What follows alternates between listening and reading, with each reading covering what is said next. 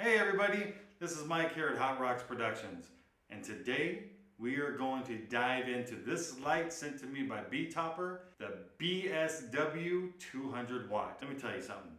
Everybody who knows me knows that I love lights, and every year when we did our festival, it was the running joke, what new light did Mike get? Well, I wish I had this light at our last festival. This light is a true powerhouse. So let's get into it. This light is perfect for all situations. It's compact, it's punchy, it's amazing for DJ rigs, stages, and professional pro rigs. Today we're going to go step by step through the unboxing. We're going to go through all the tech specs, DMX setup, and even some live programming tips. So if you're like me and you want to add some serious punch to your next lighting show, this is the light for you, the BSW200 watt. All right, well let's start with the box. What's in the box?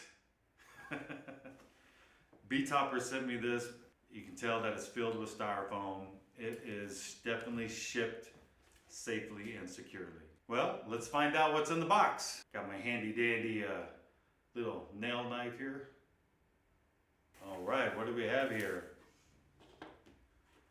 So right out, open up the box, you got good styrofoam, you have cleaning cloth to clean the lenses. That is a must. You have your user manual. What do I think about these? Let's just take this and take that right over there.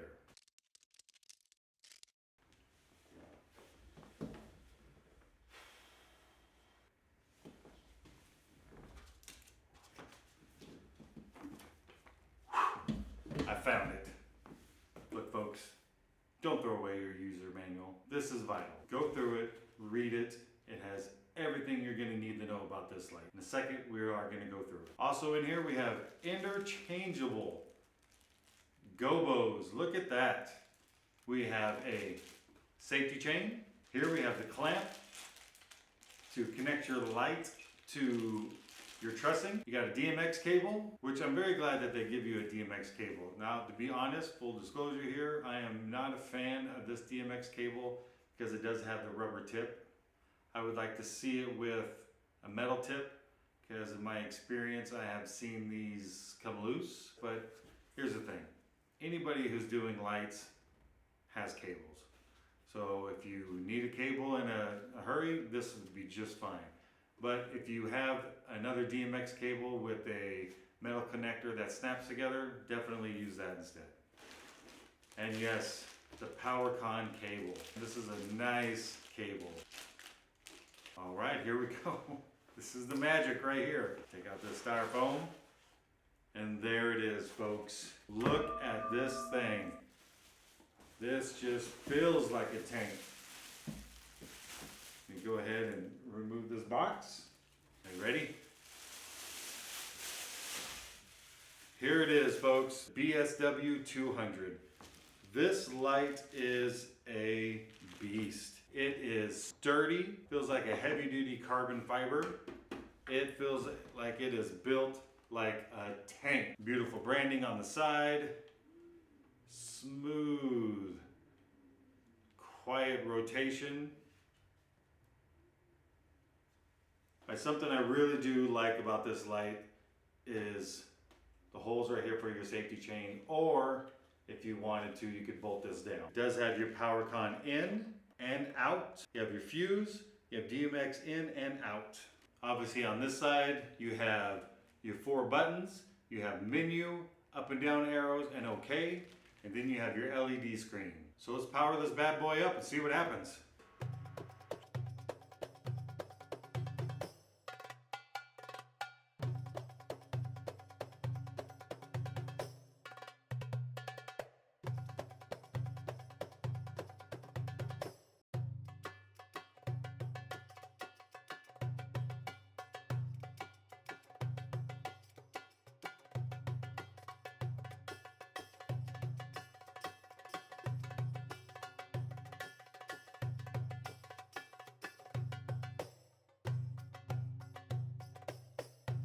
Go-go wheel.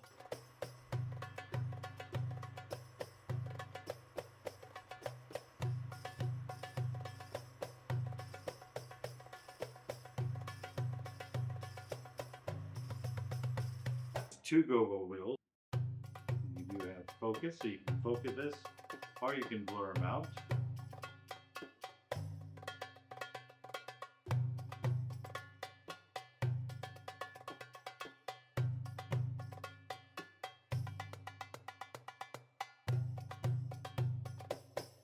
And obviously with the go-go's you can add in the colors.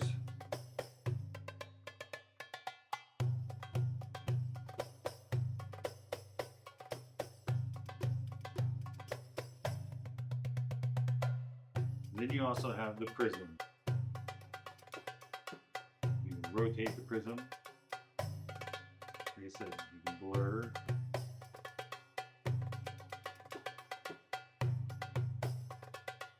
Speed up the rotation. Counterclockwise.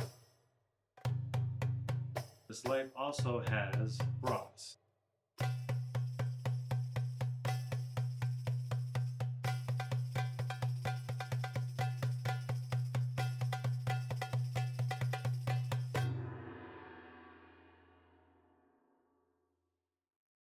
Now let's talk about the menu, the LCD menu. What we have here, right here you can see this is the DMX light. So this is showing that, saying that I do have DMX plugged into it. If I was to disconnect, you'll see that the light will just go back to a normal position, but the DMX light is no longer green. That's just stating that I no longer have DMX being sent to this channel. So if I go ahead and plug back in my DMX cable, it goes back to the position that I had it set on, and then your DMX will light up.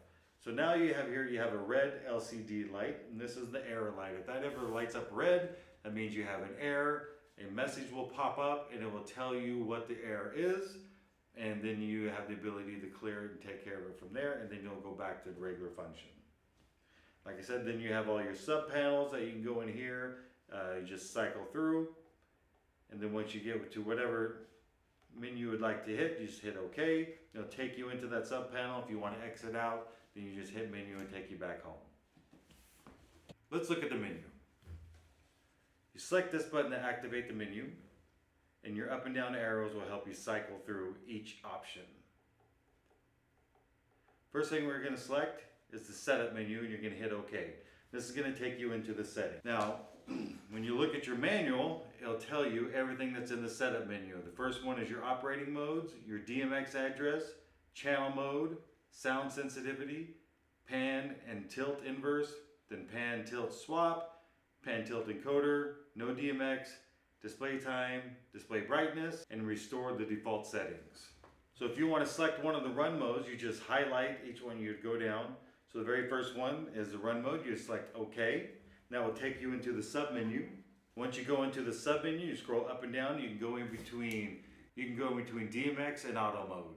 I currently have this fixture in DMX, so I'm going to select OK.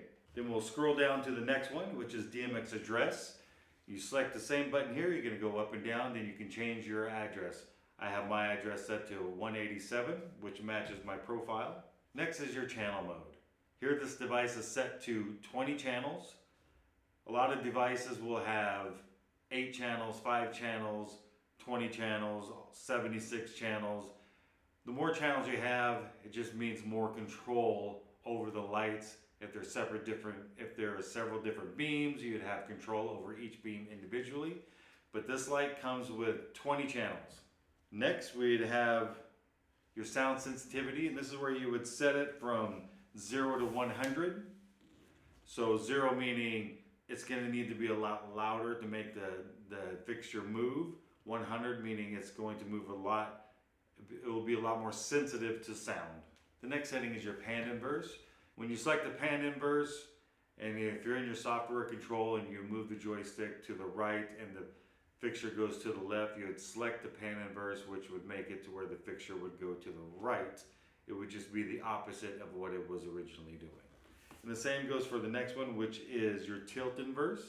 Say you move your joystick and you're meaning for it to go down, but it's actually moving up. So it just switches it to the opposite direction that it was going.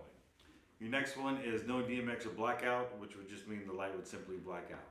Next is your pan tilt swap, which would swap both of them. Then right after that would be the pan tilt encoder. Next we have our display time. This is where you can go and set how long you want the display to be active. It's set to the default setting of 60 seconds.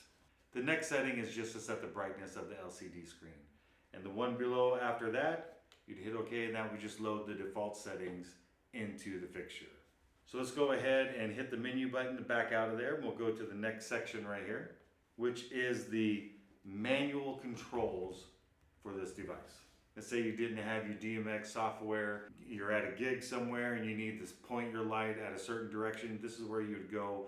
You would go into your manual settings, and then you could take everything that you could do with your DMX software and just do it manually with the light, so you can just set it and go. So I'm gonna go ahead and hit OK. And you'll see that the light has gone on, and what happens, it automatically just turns on the dimmer and the fixture. So the first thing I'm gonna do is the pan. I'm gonna go ahead and turn this light so it's not facing me. I'm gonna turn it to the side so it's facing the wall over here to my right. So what you would do is you would just hit OK to go into the actual pan, and then you'd use your up and down arrow depending which way you wanted to go.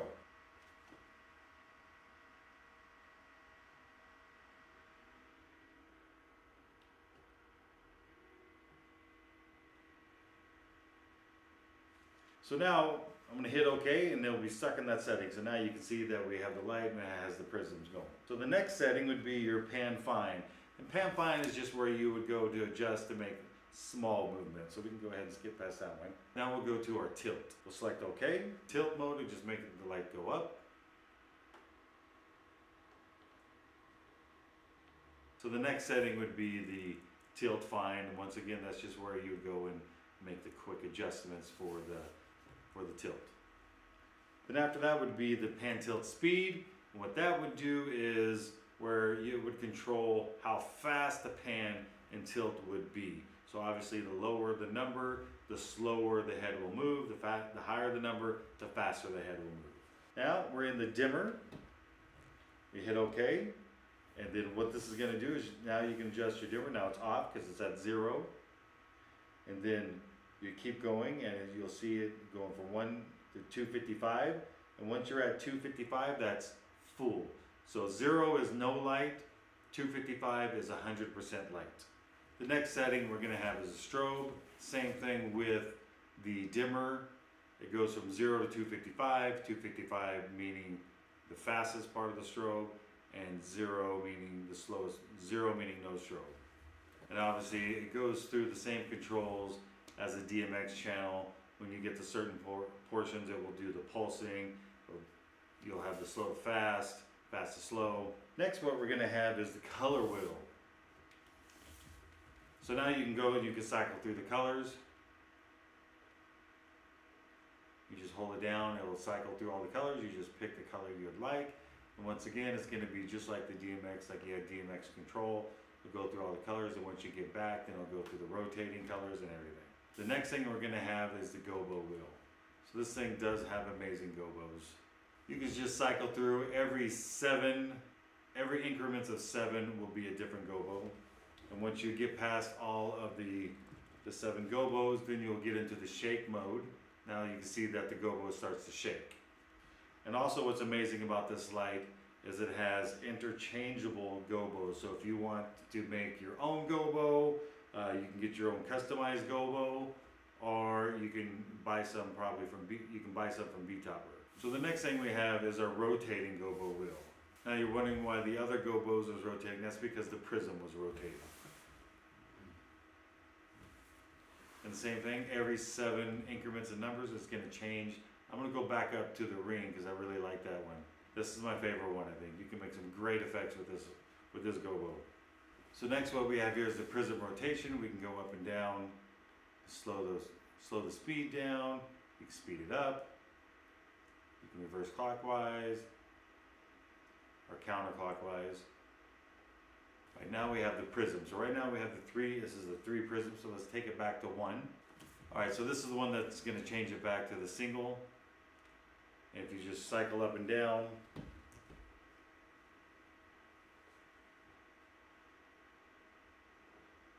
we'll go back to the 3 prisms. Now this light is a beam spot and wash. So this is your frost. This is a really cool option. So what the frost does, it just blurs the light out. Now it just makes it into a wash. So like I said, this light is a beam spot and wash, so it just turns it into a wash. Let's go ahead and turn the frost off. Next we have our focus 1 control, so you just do this, it's gonna focus, it's like gonna zoom in and out. So you can focus your gobos. And now we have 2 focus settings.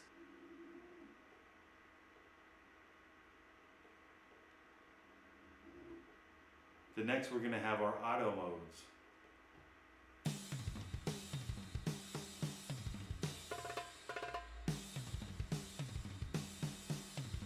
So then we can just cycle through the auto modes.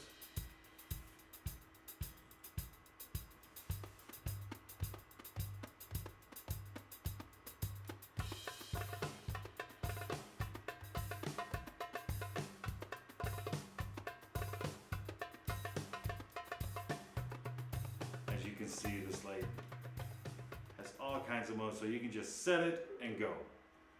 Alright, then the next setting is obviously just resetting the light. Alright, the next setting we're going to go into is system. You have the system highlighted, and we're just going to hit OK.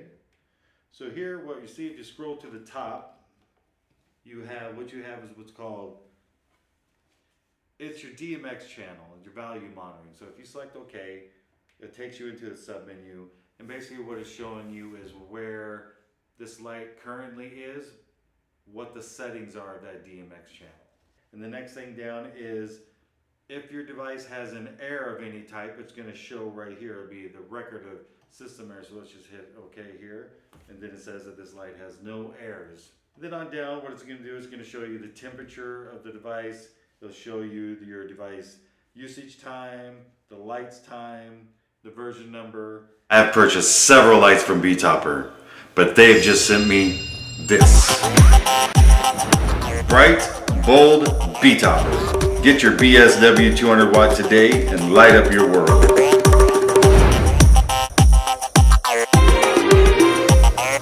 With a 200 watt LED, stunning beams, vibrant colors, and smooth pan and tilt motion. Meet the BETOPPER BSW200 watt, your ultimate stage light.